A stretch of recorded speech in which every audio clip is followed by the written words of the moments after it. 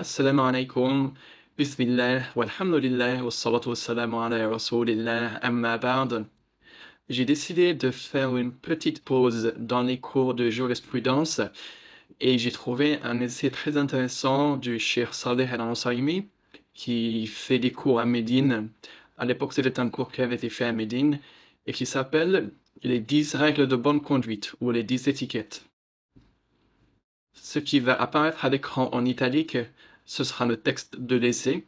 Le reste, ce sera des commentaires. Sache qu'Allah nous guide, toi et moi, vers la meilleure manière, qu'il y a 10 grandes règles de bonne conduite. Il y a beaucoup de règles de bonne conduite ou étiquettes. Ce petit essai est assez court et n'en mentionne que 10 parce qu'ils sont vraiment très importants et sont considérés comme les plus importants. Donc, l'auteur a choisi ces 10 étiquettes spécifiquement pour 2 raisons. Tout d'abord, l'importance que leur a donnée la religion, parce que les preuves de la charia sont nombreux pour expliquer les règles liées à ces 10 étiquettes.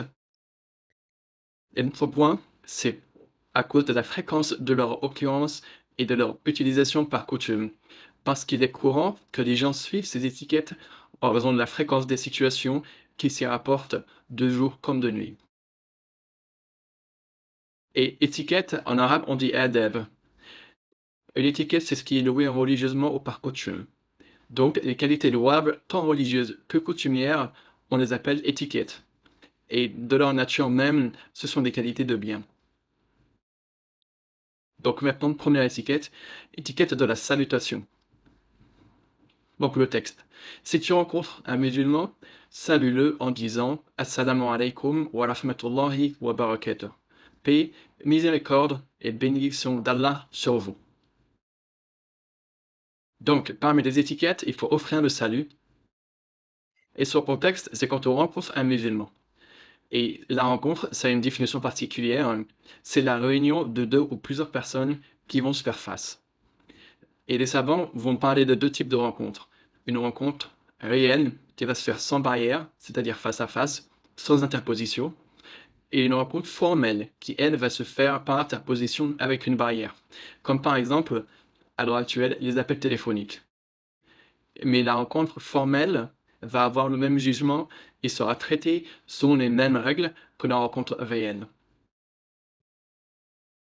Et la condition pour offrir le salam à une personne, c'est qu'elle soit musulmane. Ça ne vaut pas pour quelqu'un qui n'est pas musulman. Parce que le prophète sallallahu alayhi wa sallam a interdit cela. Donc le salut ne doit pas être adressé aux non-musulmans, que ce soit des gens du livre, c'est-à-dire des chrétiens ou des juifs, ou autres. C'est-à-dire qu'on ne commence pas par leur dire salam.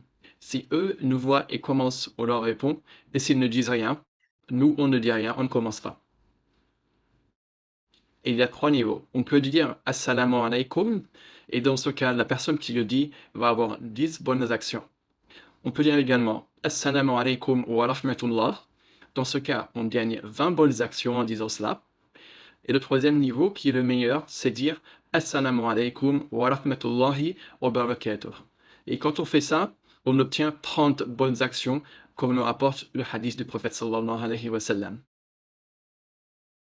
Et offrir le salut, c'est une sunna, c'est-à-dire que c'est recommandé, et ce, à l'unanimité des savants. Ce n'est pas une obligation. Vous allez bientôt comprendre pourquoi je dis ça. Retour au texte. Et s'il te salue, dis, et que soit sur vous la paix, la miséricorde et la bénédiction d'Allah. Wa alaykum salam wa rahmatullahi wa barakatuh. Et de la même manière, on a 3 niveaux. On peut répondre en disant juste wa alaykum salam, ou alors on peut dire wa alaykum salam wa rahmatullah, et on peut également dire wa alaykum salam wa rahmatullahi wa barakatuh. Et cette dernière a plus de récompenses que les 2 autres. Et il faut savoir que rendre le salam, c'est une obligation. Donc celui qui le fait a une récompense, mais celui qui ne le fait pas a un péché. Donc je répète, rendre un salam à quelqu'un qui vous a dit salam alaikum, c'est une obligation en islam. Maintenant, on va voir qui doit rendre le salut. La réponse, c'est uniquement à celui à qui on l'a dit. Uniquement celui qui a reçu le salam initialement. Si cette personne était toute seule, alors elle doit répondre à celui qui a dit le salam en premier. C'est une obligation individuelle. Par contre, si c'est tout un groupe qui a reçu le salam, alors il suffira que l'un d'eux réponde au nom de tout le groupe. Et dans ce cas, la réponse devient une obligation collective. Et si quelqu'un entend un salam qui ne lui était pas destiné, il n'a pas à le répondre, il n'a pas à le rendre. Deuxième étiquette maintenant, étiquette de la demande d'autorisation. Si tu as l'intention d'entrer chez quelqu'un, demande l'autorisation.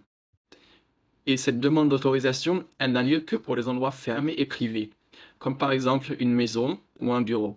Ça ne concerne pas les lieux qui sont ouverts, comme un magasin ou un marché. Et fais-le en te tenant sur la droite ou la gauche du pan de la porte. Pourquoi? Parce qu'il ne faut pas être en face de la porte. Car de base, l'objectif de la demande de permission, c'est de protéger et respecter l'intimité des gens à la vue des autres. S'il te donne l'autorisation, alors entre. On peut utiliser toutes sortes de mots comme vas-y, entre, viens, je t'en prie. Et s'il te dit de partir, alors pars. Notre religion autorise parfaitement à quelqu'un de refuser l'entrée d'une autre personne chez elle, ou dans son bureau ou autre. Celui qui se voit refuser l'entrée ne doit en aucun cas se vexer, parce que cette règle de bonne conduite a été rapportée de nombreuses fois dans la Sunna, et accepter ce refus, c'est accepter et se soumettre aux règles qu'Allah a prescrites. Il ne faut donc en aucun cas se sentir mal si on se voit refuser un accès auprès de quelqu'un. Et il y a une troisième situation qui n'a pas été mentionnée dans le texte, qui est si on n'a pas de réponse, quand on frappe, quand on sonne à la porte de quelqu'un. Donc si personne ne répond, qu'est-ce qu'on fait? Eh bien dans ce cas, il faut partir et ne pas rester en face de la porte. Troisième règle de bonne conduite maintenant, conduite alimentaire, on va dire, boire et manger. Prononce le nom d'Allah quand tu commences à manger ou à boire en disant Bismillah. Bismillah, ça veut dire au nom d'Allah. Et quand on dit commence, c'est-à-dire avant de commencer même. Qu'est-ce qu'on doit dire? Ce qui est rapporté dans les hadiths, c'est le fait de dire Bismillah. Et il y a une divergence parmi les savants quant au fait de dire différentes formules qui, elles, ont plutôt été inventées après.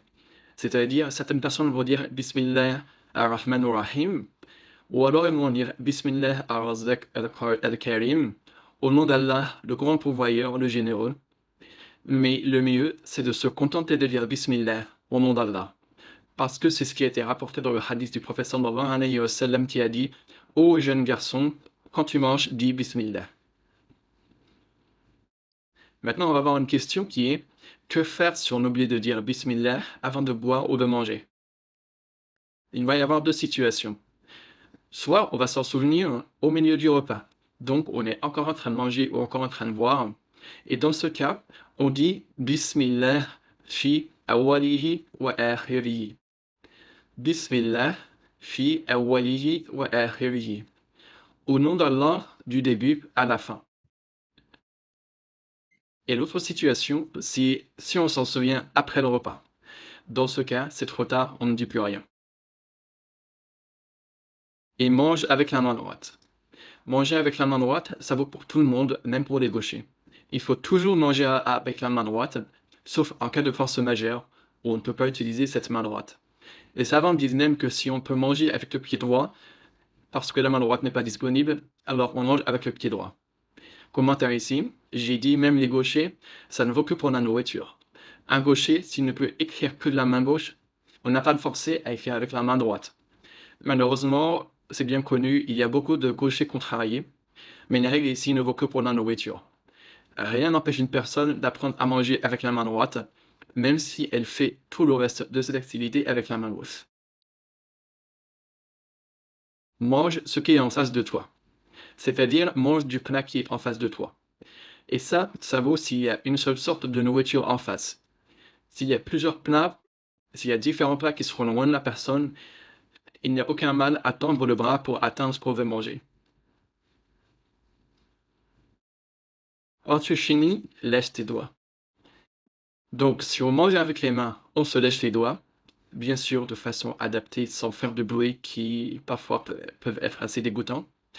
Si on mange avec des couverts, on lèche les couverts et ensuite on essuie les restes de plat. Et tout ça, c'est parce qu'il y a un hadith du prophète sallallahu alayhi wa sallam qui a dit de lécher ses doigts en fin de repas, car on ne sait pas où se trouve la baraka, la bénédiction de la nourriture, du repas. La bénédiction peut se trouver au début du repas, en fin de repas, dans les dernières miettes qu'on va manger et qu'on va nettoyer du plat. Et quand tu finis, dis Alhamdulillah, louange à Allah. On peut simplement dire Alhamdulillah, louange à Allah, ou alors on peut choisir d'autres invocations ou formules de rappel qui ont également été rapportées du prophète sallallahu alayhi wa sallam, et je vais vous en dire deux. On a celle-ci, Alhamdulillahi alladhi at'amani hadha wa razaqani min ghayri hawlin minni wala quwwah. Alhamdulillah alladhi at'amani hadha wa razaqanihi min ghayri hawlin minni wala quwwah. Et ça veut dire louange à Allah qui m'a accordé ce repas et m'en a pourvu sans le moindre effort de ma part.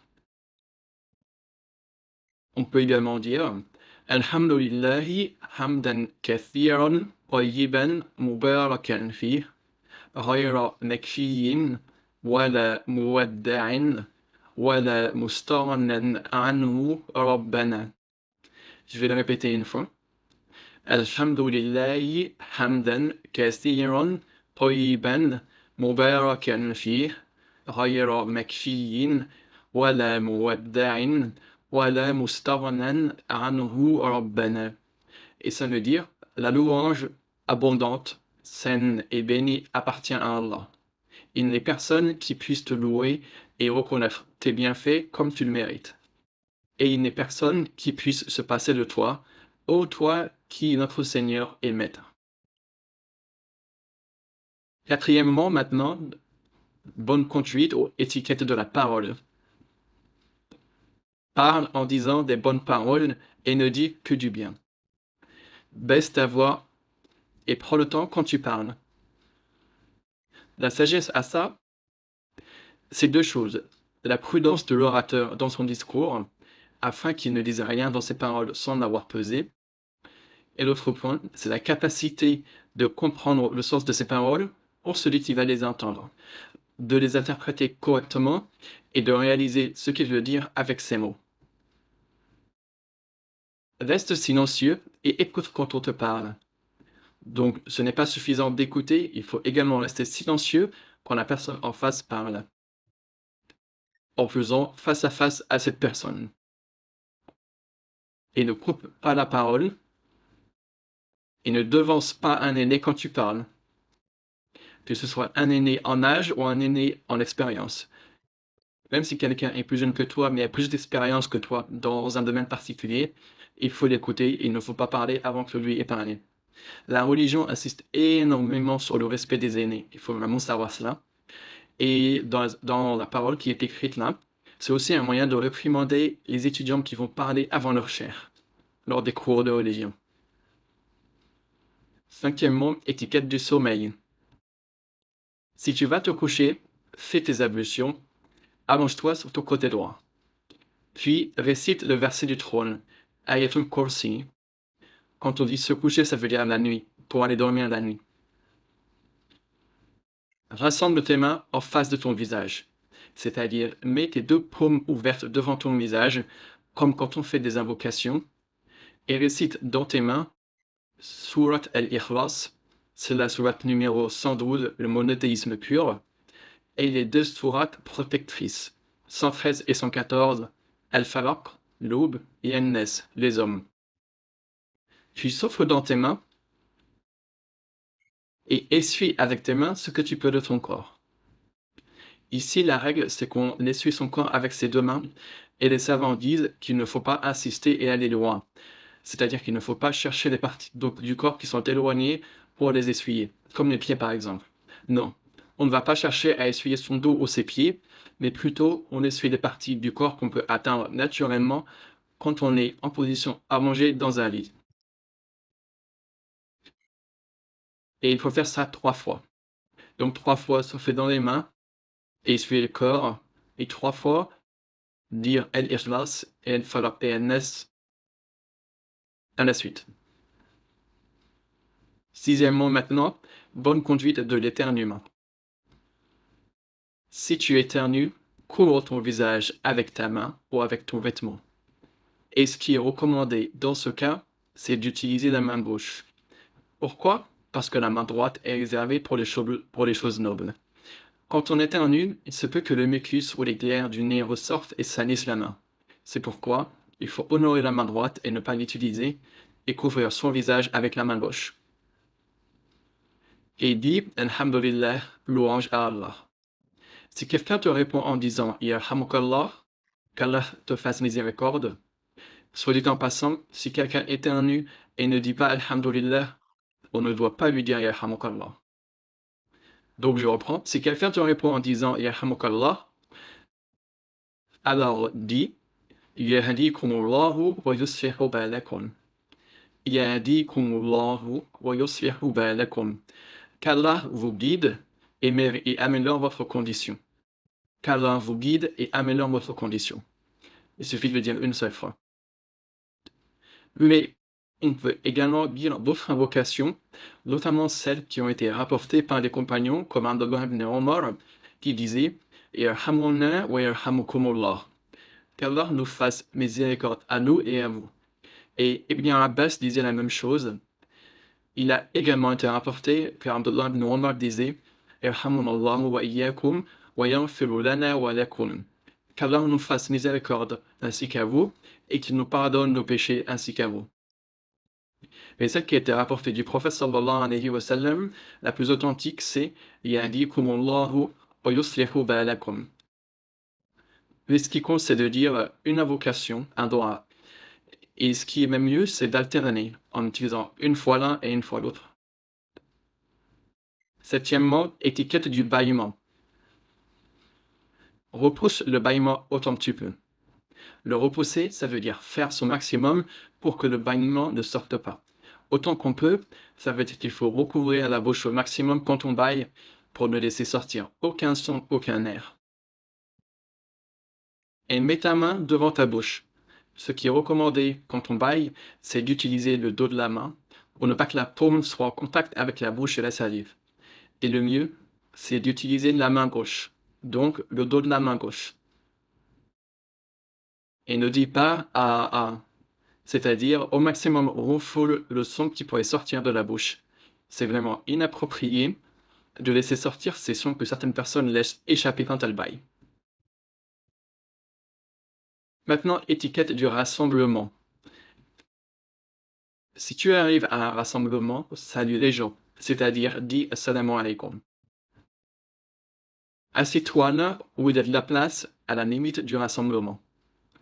Avant, les Arabes, quand ils se réunissaient, ils s'asseyaient les uns à côté des autres et les uns à la suite des autres, quand ils arrivaient dans un endroit où les gens étaient rassemblés. Maintenant, les gens vont dans un endroit et souvent s'éparpillent dans les quatre coins de la pièce. Donc, si c'est un rassemblement organisé limité, il faut savoir au bout de ce rassemblement, c'est-à-dire derrière celui qui est arrivé avant. Mais si c'est un rassemblement plus lâche, on peut s'asseoir où on veut. Suite du texte, ne t'assieds pas entre le soleil et l'ombre, c'est-à-dire qu'une partie de ton corps soit au soleil et qu'une partie soit à l'ombre. Et ce, parce que le prophète sallallahu alayhi wa sallam a déconseillé de faire cela. Et ne t'assieds pas entre deux personnes sans leur autorisation. Ça vaut si deux personnes sont rapprochées. S'il y a un espace vide entre elles, alors il n'y a pas de mal à s'asseoir, même sans demander la permission. Et ne fais pas se lever quelqu'un pour prendre sa place.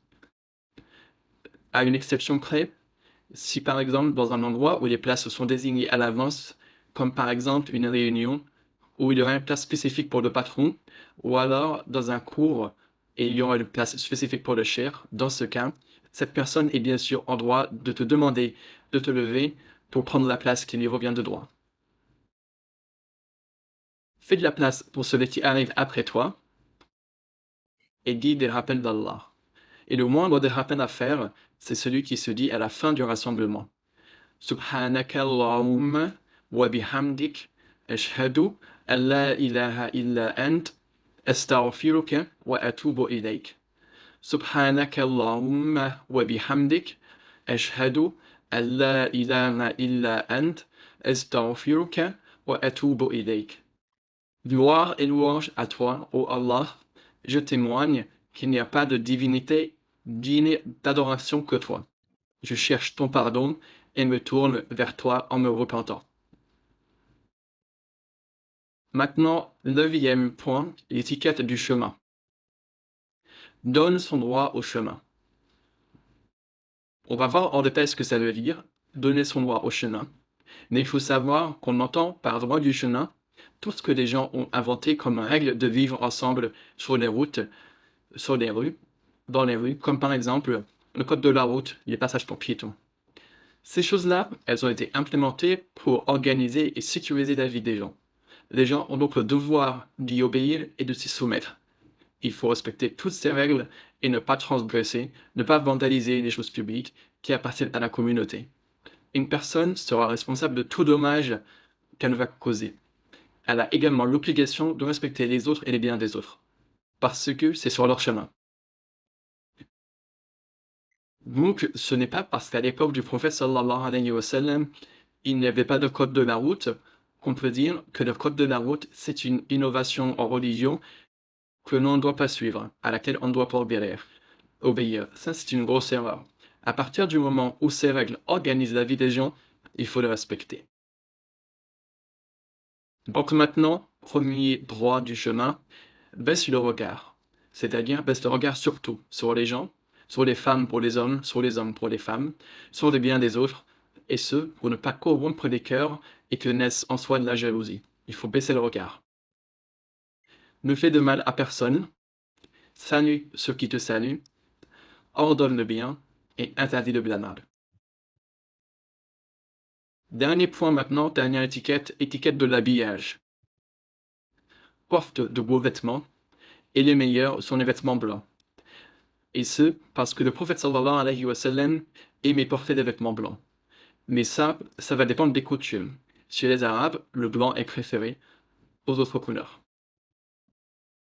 Veille à ce que ton vêtement ne dépasse pas tes chevilles. Ça va bien sûr concerner les hommes quand ils ont le choix, ce qui est la majorité des cas. Avec quelques exceptions, comme par exemple les gens qui vont porter des choses longues pour se protéger au travail, ou comme dans certains métiers de la santé, où ils doivent être recouverts de la tête aux pieds pour éviter les contaminations. Donc, c'est la limite du bas, les chevilles. La limite du haut n'a pas été mentionnée, mais je rappelle que pour les hommes, la nudité, la awra, c'est du nombril au genou exclu. Donc, quel que soit le vêtement porté, il doit au minimum remonter jusqu'au nombril. Je ne parlerai pas de la awra des femmes ici, ça va nécessiter une vidéo à part entière. Et enfin, dernier point, commence par la droite quand tu t'habilles et commence par la gauche quand tu te déshabilles. Ça vaut bien sûr pour les choses qui ont des manches droite et gauche, quelque chose qui ne se porte que par le haut ou qu'on utilise uniquement pour recouvrir de façon globale le corps, qui n'a pas de sens particulier, ça ne rentre pas dedans. Et enfin, commentaire final, il faut savoir que les règles de bonne conduite, l'étiquette et la politesse ont une place essentielle en islam. Le prophète sallallahu alayhi wa sallam a dit « J'ai été envoyé pour parfaire les mœurs, la morale. » Et le musulman est récompensé s'il se soumet à ces règles pour le plaisir d'Allah. L'islam incite énormément sur toutes ces règles de bonne conduite pour améliorer les relations entre les personnes et protéger l'intégrité des gens. Il faut vraiment faire attention à s'y soumettre et à y obéir, et ce pour être récompensé auprès d'Allah. Voilà, alhamdulillah, c'est tout pour aujourd'hui. Barakallahu li wa lakum. Subhanaka Allahumma wa bihamdik. Ashhadu an la ilaha illa ant. Astaghfiruka wa atubu ilayk. Assalamu alaikum wa rahmatullahi wa barakatuh.